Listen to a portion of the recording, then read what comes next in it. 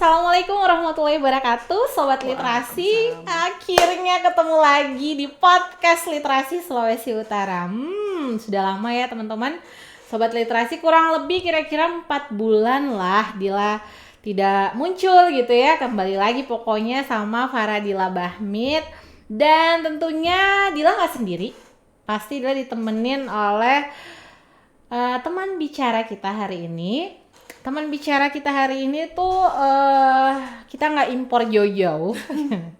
Jadi Sobat Literasi mungkin kalau yang suka menulis atau yang senang baca buku atau yang senang di gerakan literasi, mungkin beliau ini tidak asing gitu ya. Cila beliau. Oke teman-teman, sebelum kita kenalkan ya, kenalkan, jangan lupa untuk subscribe, like, comment, dan share podcast Literasi Sulawesi Utara.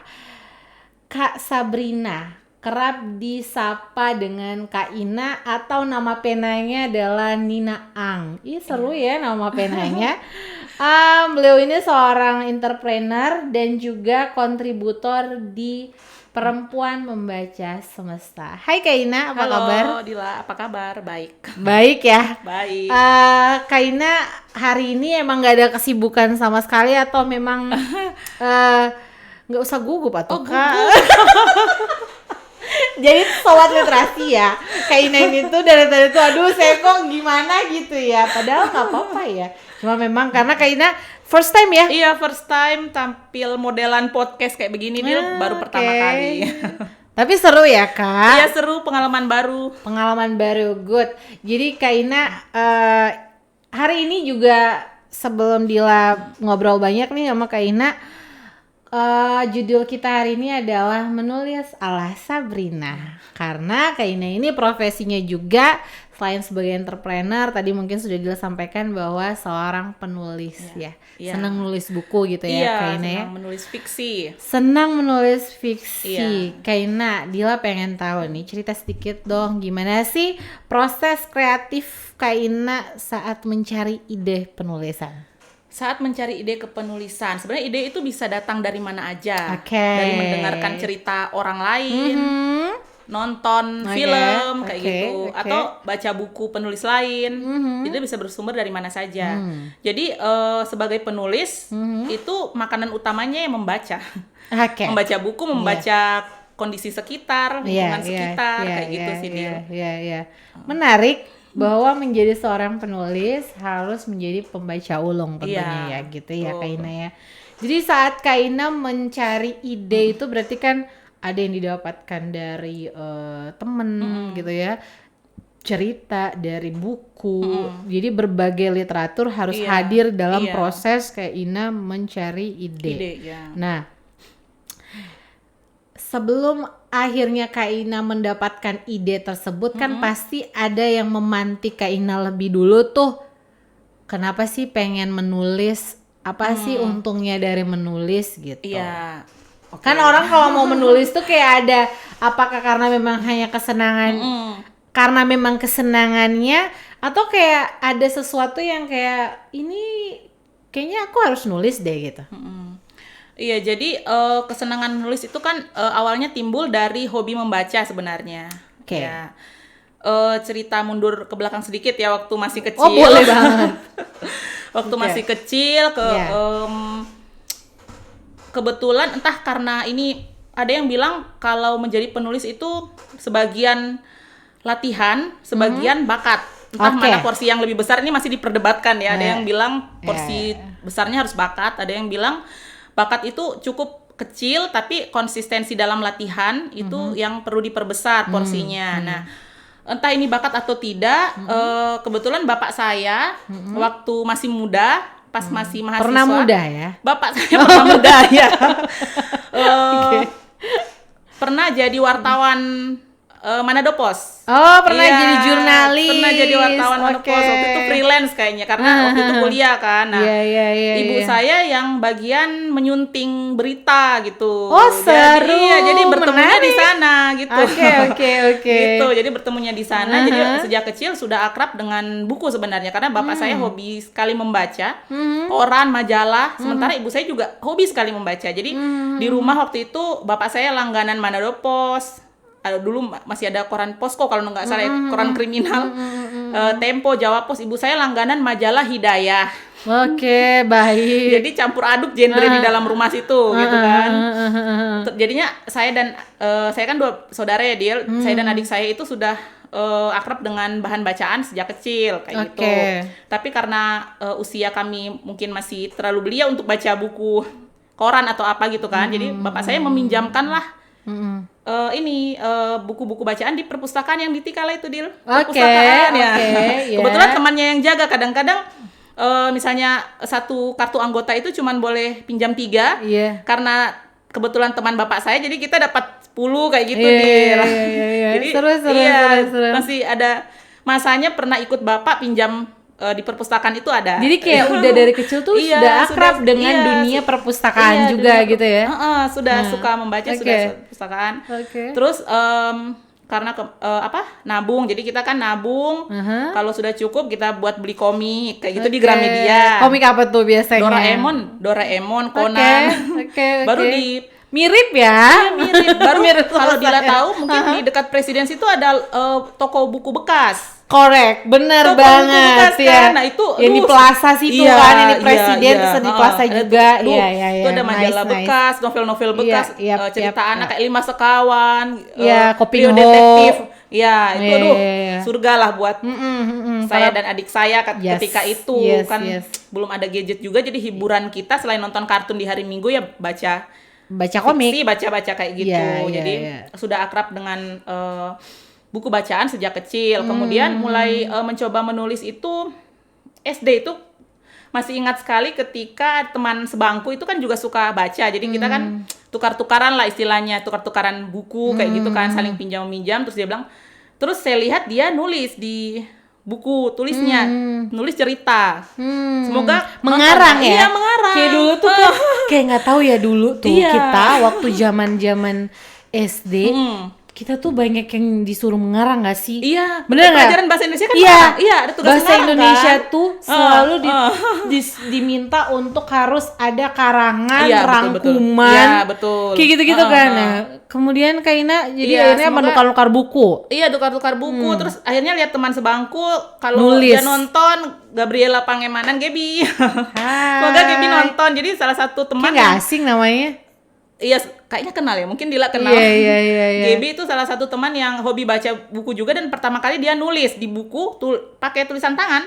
Tuh tulis apa, Gaby? Bilang, tulis cerita. Bilang, jadi bisa ternyata ya tulis cerita. Coba juga di buku tulis gitu kan. Terus di buku tulis. Pulang-pulang kasih baca ke mama kan waktu itu. Oh ya bagus, tulis saja lagi nanti. Coba tulis cerita lain lagi gitu. Kayak cuman kayak dongeng-dongeng tupai yang baik hati kayak gitulah. Masih kelas 4 SD gitu kan. Dan kalau nggak kalau Dila juga kayak semacam dulu tuh SD kita punya kayak ini loh, buku diary. Punya nggak sih? Punya lah. Terus akhirnya kita kayak melatih diri untuk mau menulis gitu kan ya. Jadi sudah terlatih nulis diary juga kan. Nulis diary itu sampai beli buku, sampai diary itu ada yang beberapa masih saya simpan kan. Pernah selebay ini ternyata dulu. Seru ya, masih ada punya saya hilang masih ada. Terus waktu SMP jadi waktu secara akademis tuh nilai bahasa Indonesia saya tuh lumayan, jadi saya cukup disenangi guru-guru bahasa Indonesia. Iya. Di SMP anak bahasa Indonesia anak bahasa Indonesia sastra gitu. banget. Ya, jadi saya suka juga kan pelajaran bahasa Indonesia kayak gitu. Jadi guru-guru di SMP tuh akrab lah dengan lumayan akrab lah dengan saya kayak gitu. Ke SMA saya lanjut lagi nih, mulai menulis di buku tapi udah mulai rutin kayak gitu. Jadi cerita juga ada yang novel, ada yang kumpulan cerpen, tulis pakai tangan di buku tulis. Terus menarik. Dikasih ke teman, digilir ke teman. Terus yang sudah baca tanda tangan ya. Jadi saya pengen tahu. Oh, seru. Masih ada saya simpan sampai sekarang. Oh my god. Gila ya, keren banget. Gitu, ya. Jadi waktu musim Harry Potter kayak gitu. Jadi kayaknya saya bisa bikin deh cerita fantasi kayak gini. Jadi coba bikin vampir-vampir sama peri-perian kayak gitu.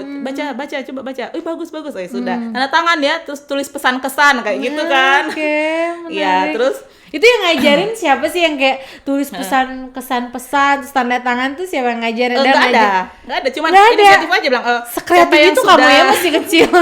Jadi pengen tahu yang sudah baca berapa orang gitu kan. Jadi itu buku digilir kan. Nice.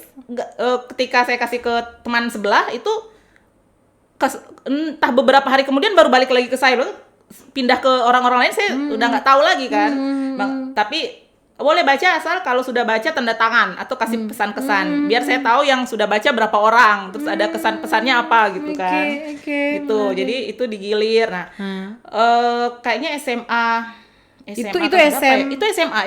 Itu SMA ya? SMA. Kejadian itu tuh. Iya, kejadian masih tulis di buku gitu kan. SMA kelas 2 kayaknya saya dibelikan komputer sama ibu saya gitu kan. Dibelikan komputer. Mulailah pindah dari buku, mulai mengetik ini. Ya. Karena waktu zaman SMP kita udah dikasih kayak ada lab komputer gitu kali ya, belajar sudah tahu lah dasar mengetik ya. Sudah mulai ya minimal Word tahu lah. Buka Word tahu lah. Cuma buat ketik itu kan. Nah, di sana mulai mengetik cerita, coba cerita pendek kan awal-awalnya, coba cerita pendek. Terus karena suka baca majalah remaja juga, dan di situ kan ada cerpen kayak Gadis Kawanku gitu kan, dia Aneka Yes, Hai gitu kan, buletin dulu kan marak ya dulu. Banget, kayak sampai nyari-nyari di pinggiran orang yang jualan. Iya, masih dulu, pengen dulu, banget hal-hal itu tuh. Kasihan ya, maksudnya kasihan adik-adik banget kita yang sekarang nggak, aduh kasihan sih sebenarnya. Ya gitulah. Karena perkembangan gawai hari ini kan, perkembangan teknologi hari ini yang kayak membuat anak-anak kita juga. Oke, nanti kita akan bahas itu. Selanjutnya Selanjutnya, jadi saya termasuk Manada Post ketika itu masih menerima cerita remaja. Ada cerita remaja. Jadi, kok bisa ada cerita remaja di Manada Post? Pasti ada yang ngirim kan? Bagaimana cara kirimnya? Pokoknya saya teliti, ternyata di setiap pokoknya alamat redaksi, susunan redaksi gitu, ternyata di bawah-bawahnya ada pengiriman tulisan dikirim ke email ini gitu. Apalagi namanya? Padahal mamahnya kerjanya di situ ya. Iya kan, tapi waktu sudah menikah kan sudah ndak ini, soalnya bapak saya waktu itu PNS kan akhirnya, jadi sudah meninggalkan dunianya itu kan. PNS, Nah, jadi coba-coba kirim waktu itu ke Manado Post, kirim cerita remaja, ceritanya teman sih sebenarnya, ceritanya teman sendiri. Coba kirim ceritanya teman sendiri, dimuat. Tapi waktu itu yang saya sesalkan, tapi mungkin bingung juga ya Manado Post mau menghubungi saya di mana, karena kan belum ada handphone, belum marak lah handphone ya. Betul. Gitu, mungkin bingung juga dia mau itu. Baru kita kirimnya pakai pos, masih pakai pos deal. Belum ada tuh, belum lazim email kan? Iya kan belum betul. Mungkin sudah ada tapi kita belum familiar karena waktu itu anak-anak SMA gitu kan. Iya. Nah, jadi kirim ke Manado kayak Post. masih jadi sesuatu yang bukan mewah ya, kayak sesuatu yang belum terlalu banyak digunakan lah gitu. Jadi ceritanya teman ya suka naksir-naksiran lah. Saya tuangkan lah dalam cerita pendek itu, cerita remaja, kirim ke Manado Post. Dimuat tapi saya nggak tahu. Yang tahu waktu itu liburan sekolah. Yang tahu teman lagi liburan ke Kota Mubagu. Balik-balik dari liburan, itu kayaknya cerita kamu dimuat di Manado Post. Hah? Masa? Bilang, iya. Kok saya nggak ada kabar. Nggak ada kabar itu tanggal berapa? Dia lupa tanggalnya. Terus minggu keberapa? Jadi susah dilacak. Bapak saya bilang nanti saya coba carikan lah Manado Post yang lama-lama gitu kan. Sweet ini sekali. Dimuat tapi nggak tahu yang tanggal berapa, minggu keberapa nggak tahu. Tapi nggak ketemu kan, Akhirnya bapak saya bilang, coba kamu ke kantornya. Manado Post. Iya benar juga sih. Berangkatlah saya sama teman saya pulang sekolah. Cerpen saya dimuat, tapi saya nggak dapat informasi. Boleh tidak saya minta satu eksemplarnya buat dibingkai. Buat dibingkai. Iya. Masih ada bingkainya sampai sekarang? Enggak ada, karena saya nggak dikasih waktu itu. Bilang, ini nggak bisa dibawa pulang, Dek, kata orang Manado Postnya kan. Terus kalau saya ingat korannya. Iya, saya ingat sekarang, itu kan koran lama, bukan, maksudnya ketika saya tahu itu mungkin sebulan lalu lah dia terbit kan. Mungkin masa bisa dikasih atau mungkin itu stok mereka yang terakhir gitu kan. Jadi saya cuma lihat dimuat tapi nggak bisa dibawa pulang, jadi ya sudahlah, nggak apa-apa lah. Terus kedua kali saya kirim coba ke media nasional, waktu itu tabloid Teen kan, sama ceritanya teman juga. Kisah teman lah, kirim dimuat lagi. Itu ada pemberitahuan ke telepon rumah karena kan kasih data diri kan. Waktu itu masih telepon rumah ya dia waktu itu.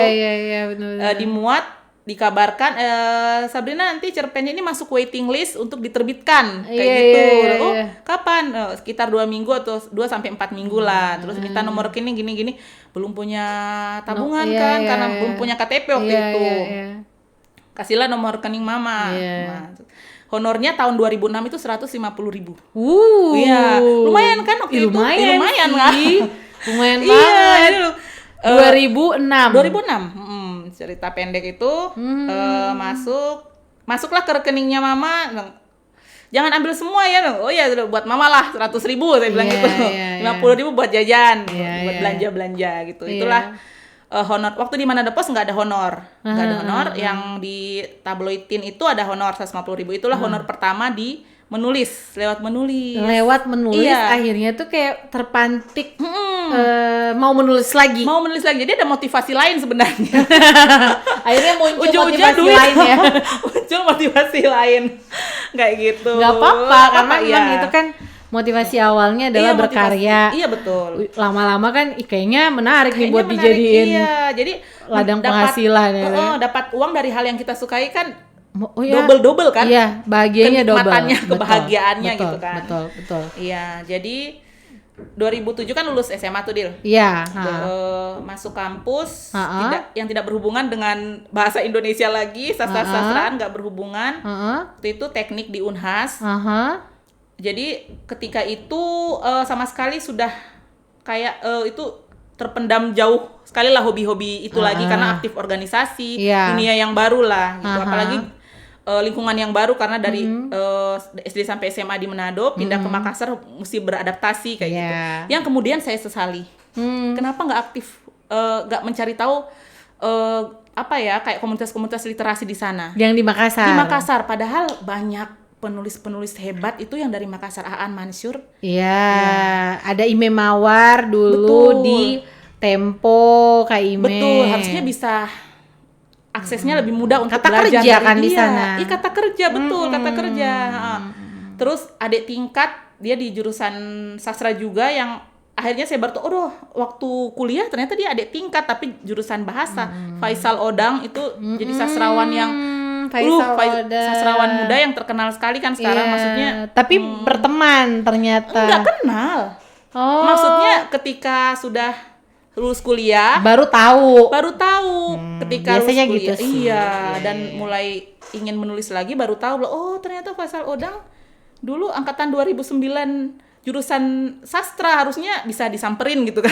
Iya. Bisa disamperin gitu. Karena kan satu kampus gitu Satu ya. kampus. Ini menarik Kaina, karena dari cerita Kaina akhirnya ternyata proses mengeluarkan ide, kemudian juga yang memantik Kaina akhirnya suka menulis itu ternyata ada embrionya dari orang tua gitu ya, karena orang tua juga ketemunya karena proses menulis berita gitu ya, akhirnya terbawalah sampai anak. Dan sangat menarik ketika Kaina di usia SMA itu ya, SMA atau Iya, SMP ya, yang menulis kemudian digilir bukunya. SMA SMA kelas 1? Iya, Nah, kelas 1. itu tuh yang dimana anak SMA zaman itu kan kayak nggak kepikiran gitu.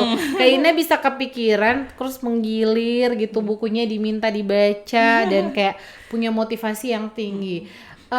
Itu sangat luar biasa yang akhirnya sampai hari ini Kaina senang nulis gitu ya Kaina ya. Senang menulis. Nah, kalau sekarang kita bertanya soal akhirnya Kaina juga punya penyesalan kenapa nggak di apalagi ya diangkat lagi potensinya waktu zaman kuliah. Iya. Tapi semua tuh Dila yakin dan percaya tuh kayak ada rahasia di balik Iya, itu. betul. Kenapa Kaina tidak ada mengenal gitu ya saat itu ya sobat literasi. Iya. Jadi yang mau Dila cari tahu, Kaina tuh kan kalau menulis otomatis kita kayak punya ritual gitu nggak sih? Iya, Gitu. betul. Nah, Kaina punya nggak kayak strategi khusus atau ritual khusus Kaina saat menulis gitu? Kalau tadi kan sudah sempat disampaikan, menulis otomatis harus membaca yang banyak. Ada juga kayak kemarin dia nanya nih ke Kasania Rashid yang penulis Stovia sama Gede Pangrango. Oh iya. Mau terbit itu ya? Yang iya, baru terbit. Iya. Nah, itu Itu kan dia harus ada ritual sendiri gitu. Kayak dia harus berdiam diri dulu, meditasi. Kayak kalau di Lestari harus punya ruang sendiri gitu. Nah, Kaina apakah punya ritual sendiri juga nggak? Karena hobi menulisnya itu muncul lagi setelah selesai kuliah Dan sudah menikah. Jangan-jangan. Sudah bekerja di bidang okay. yang nggak ada hubungannya juga dengan fiksi kayak gitu kan, Dil. Jadi susah untuk mendapatkan waktu khusus sebenarnya untuk menulis kayak gitu. Pulang kerja masih harus urus perkara domestik dulu kan. Jadi biasanya saya menulis itu ketika orang rumah sudah tidur. Tapi idenya sudah mulai dipikirkan sejak pagi hari. Idenya sudah harus dipikirkan sejak pagi hari. Kalaupun ada hal-hal yang harus diriset tuh sudah mulai diriset dulu. Jadi ketika menulis, saya sebisa mungkin tidak meriset. Jadi informasinya dikumpulkan dulu semua, kayak gitu. Observe dulu ya. Observasi, research dulu. Kalau misalnya mau menulis tentang istri yang mengalami baby blues, itu berarti kan harus di riset dulu baby blues itu apa, gejala-gejalanya kayak gitu kan, di riset dulu, dibaca dulu, baru malam harinya saya menulis kayak gitu. Jadi kan saya berangkatnya dari nulis cerpen, dari nulis cerita pendek, itu harus selesai dalam sekali duduk. Kayak harus punya target gitu ya Kak ya? Karena ketika nggak selesai dan harus saya lanjutkan besok hari di malam hari lagi setelah semua orang tidur, itu saya merasa kayak moodnya jadi berbeda. Gimana ya menjelaskannya? Nuansanya yang ingin saya bangun dalam tulisan jadi berbeda kayak gitu. Moodnya, warna tulisannya bisa jadi berbeda. Kalau misalnya 2 halaman saya tulis hari ini, halaman berikut saya tulis di hari berikut. Jadi kayak 2 tulisan yang dijadikan satu gitu, nggak padu gitu. Perasaan saya saja sih. Ruhnya nggak dapat ya. Iya, nggak dapat gitu. Jadi sebisa mungkin kalau cerita pendek itu kan 1.500 sampai 2.000 kata itu kan berarti 6 halaman lah, 6 halaman A4. Harus bisa saya selesaikan dalam sekali duduk. Biasanya itu memakan waktu 1 sampai 2 jam. 1 sampai 2 jam menghasilkan satu cerita pendek. Tapi itu tadi harus matang dulu risetnya, terus udah dipikirkan ini antagonisnya siapa, protagonisnya siapa, kendalanya yang dihadapi apa, cara penyelesaian konfliknya apa, itu sudah harus dipikirkan dulu. Jadi kayak Kaina udah mapping dulu ya. Sudah mapping dulu, ya. Kayak berarti tulisan itu kan ada orang yang bilang kalau yang mau nulis aja, nggak usah dipikirin dulu kerangkanya.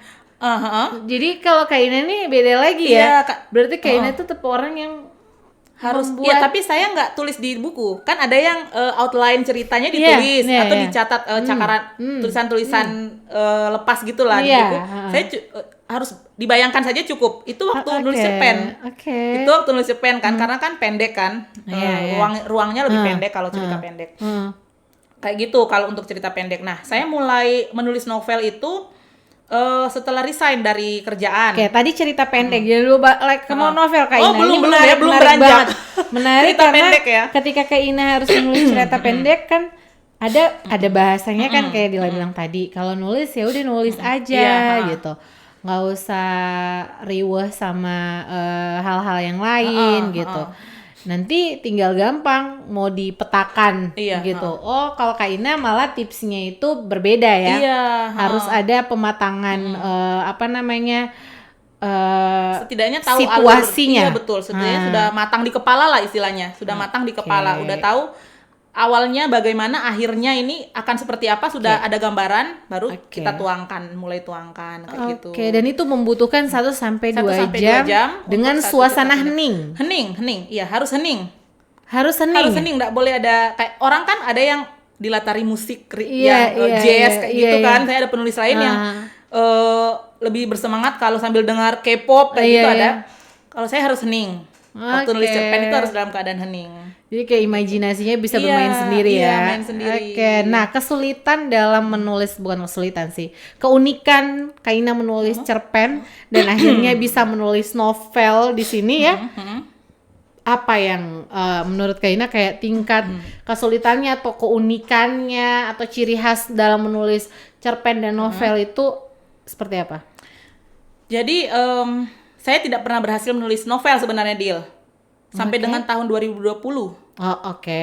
Iya. Jadi selalu main di comfort zone saya sebenarnya cerpen. Oke. Kayak gitu, cerita-ceritanya lebih pendek. Iya, iya.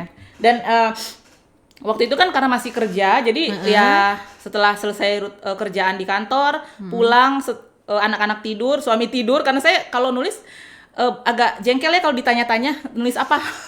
Nulis apa, cerita apa lagi hari ini. Saya kan suami kayak gitu ya. Cerita apa lagi? Penasaran kan, agak jengkel juga kalau diganggu Suami lah senang, gitu. Suami juga, sorry, aku potong. Suami seneng ini juga, seneng baca buku.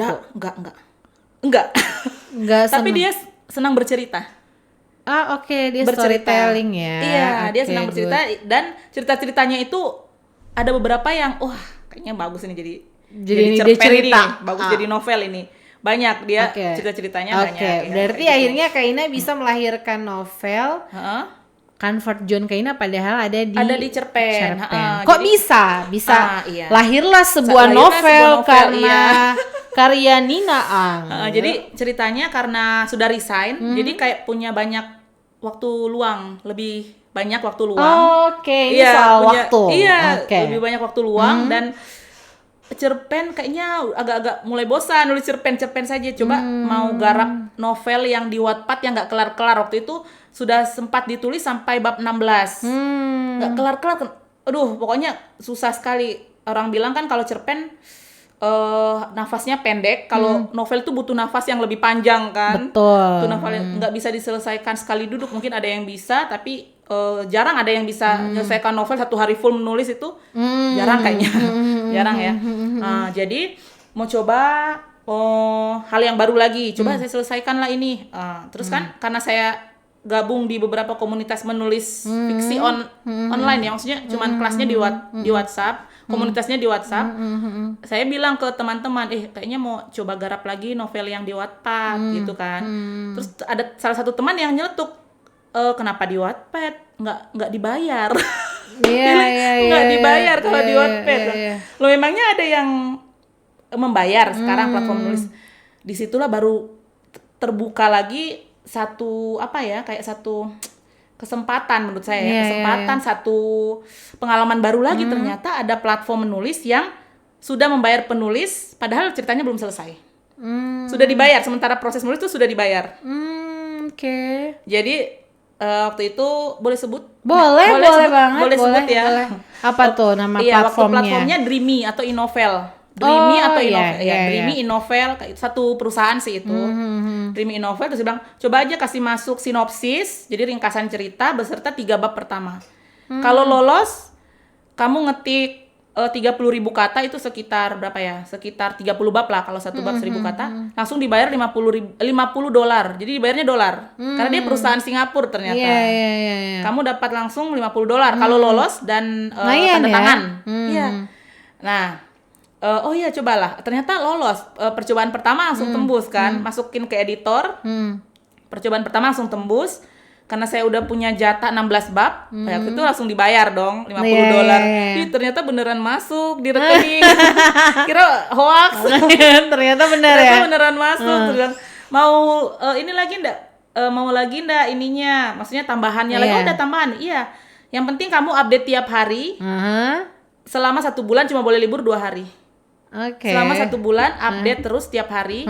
Menulis 1 bab. Tiap hari cuma boleh bolong 2 hari, dapat $150. Nice. Wow, itu jadi semacam target yang butuh di unlock kalau menurut saya kan. Dari yang nggak bisa nulis novel, kalau ada targetnya kayak gini, kayaknya bisa ini, harus bisa. Masa nggak bisa gitu kan? Jadi coba, ternyata berhasil, dapatlah $150, masuk lagi di rekening, beneran ternyata masuk. Terus kalau sudah tamat, novelnya sampai 100.000 kata, bisa dapat lagi $150. Oh serius ya? Jadi ketika itu novel saya mungkin cuma 80.000 kata, bikin-bikinin lah konflik-konflik apa sampai 100.000 kata, dapat lagi $150. Jadi dalam satu novel itu mungkin bisa dapat $300 sampai $500. Ya, dan di Dreamy itu saya ada 7 novel. Kalau dirupiahkan berapa sih? $700, 10 juta. 10 juta rupiah. 500, ya sekitar itu. Jadi di Dreamy saya ada 7 novel ketika itu. 7 novel, lumayan ternyata. Baru tahu ternyata dari hobi itu bisa menghasilkan duit yang lumayan ketika itu kan, lumayan gede lah ketika itu. Itu 2020 kayaknya kalau nggak salah, 2021. Berarti profesi sebenarnya, tapi itu tapi karya Kaina itu tidak lantas dijadikan hak si perusahaan ini kan? Atau memang ketika kita sudah ngasih berarti udah putus gitu? Dibeli putus. Jadi sudah jadi nggak bisa diterbitkan. Nggak bisa diterbitkan dalam bentuk buku. Jadi cuma boleh diterbitkan di platform mereka. Kalaupun dialihwahanakan, sudah kita nggak dapat apa-apa lagi. Sudah jadi milik mereka. Oke. Jadi dibayar putus ini ya karyanya Kaina. Kaina, Dila penasaran. Tadi kan akhirnya itu menghasilkan cuan ya. Menghasilkan sobat literasi. Artinya dalam proses kreatif menulis akhirnya kita bisa menghasilkan sebuah pemasukan karya yang Nah, tadi kan Kaina bilang saya nulis harus hening gitu kan. Nggak boleh kayak ada hingar-bingar lah gitu ya. Nah, tadi juga sempat kalau cerpen kan Dila dapet tuh. Kaina sampaikan kalau kerangkanya aku tulis gitu, tapi nggak harus aku tulis dalam catatan, tapi di kerangka aku tuh udah ada gitu. Nah kalau novel gimana? Karena kan novel nggak bisa sekali duduk ya. Iya, nggak bisa sekali duduk. Dia kan harus kompleks dan panjang. Nah, kerangkanya yang Kaina, triknya seperti apa? Kerangka yang harus Kaina bangun gitu. Jadi kalau novel kan lebih kompleks. Karakter dalam cerita kan bukan cuma 2 orang. Kalau cerpen bisa 2 orang, bisa 3 orang. Ini lebih banyak lagi karakternya. Sama masalahnya biasanya bukan cuma satu. Maksudnya konflik cerita bukan cuma satu. Biasanya berlapis kan konflik ceritanya 2-3 kayak gitu. Itu saya harus tulis. Ternyata saya harus tulis. Karena kalau nggak tulis lupa. Bahkan sampai umur karakter saya sendiri saya lupa kan. Jadi kalau untuk novel yang saya lakukan adalah pertama saya membuat karakter plan terlebih dahulu. Jadi misalnya protagonisnya Dila, terus nanti antagonisnya Sabrina misalnya. Dila ini umur berapa, backgroundnya kayak apa, terus goalnya apa, dia ingin apa sih, gitu kan di dalam novel. Terus nanti Sabrina itu kenapa dia ingin menghalangi Dila, kayak gitu, kenapa dia jadi harus jelas, setidaknya ada gambaran yang cukup jelas mengenai karakter-karakter dalam cerita. Penokohannya juga beneran saya tulis. Sampai umurnya, pekerjaan, hobi, terus kayak karakter fisiknya juga tulis-tulis dikit lah. Terus sama rangkuman cerita, cerita novel, misalnya novelnya 100.000 kata, dibikin rangkuman sebanyak 2.000 kata aja lah, singkat-singkatnya. Nah, pertama awalnya gitu, tapi agak keteteran juga. Jadinya saya memutuskan bikin rangkuman per bab. Jadi bab 1 itu outline mau kita ceritakan apa, bab 2 mau ceritakan apa, bab 3 mau ceritakan apa gitu. Bikin kayak nggak perlu detail lah, yang penting ada gambaran kan. Bab 1 si A ketemu si B, bab 2 nanti mereka menghadapi penjahat misalnya kayak settingannya gitu. Ya, jadi settingannya tuh udah kayak kepikiran ini yang ini tuh bab ini gitu. Jadi kalau dalam perjananannya kayak nulis naskah ya jatuhnya ya, nulis naskah film ya Bu. Betul Bu, pernah nulis ya dia pernah. Nggak dengar ya. Jadi kadang-kadang penulis tersesat dalam ceritanya sendiri, aduh kemanakan ini, jadi bisa bisa lihat outline-nya lagi kan yang sudah dia buat di awal kayak gitu. Bener. Jadi saya sarankan kalau untuk novel harus ditulis sih kayaknya karakter plan sama outline ceritanya. Gitu. Menarik Kaina, kayaknya kayak pengen bahas banyak dengan Kaina soal proses kepenulisan ini. Cuman kayaknya kita harus bikin kelas khusus dengan Kaina ya soal penulisan novel. Karena ini udah 30 menit Kaina, waktu nggak kerasa ya. Mudah-mudahan kita masih bisa ketemu lagi di lain kesempatan, dan mudah-mudahan juga ini bisa bermanfaat buat sobat literasi yang ada di rumah. Karena masih banyak banget yang pengen gali dari Kaina, cuman memang waktu. Dan terima kasih banyak buat sobat literasi yang sudah nonton hari ini, dan terima kasih banyak Kaina. Walaupun podcast kita masih ngegantung, kita bakal hadirkan Kaina lagi di sesi selanjutnya untuk gimana sih tips dan trik menulis novel yang kompleks lah gitu ya, karena tadi udah sampai di trik-triknya tuh udah mulai mengarah-mengarah tuh. Gitu ya. Thank you, terima kasih banyak sekali lagi buat Kak Ina, Sobat Literasi. Sampai jumpa, ketemu lagi di podcast Literasi Sulawesi Utara selanjutnya. Salam literasi dan sampai jumpa.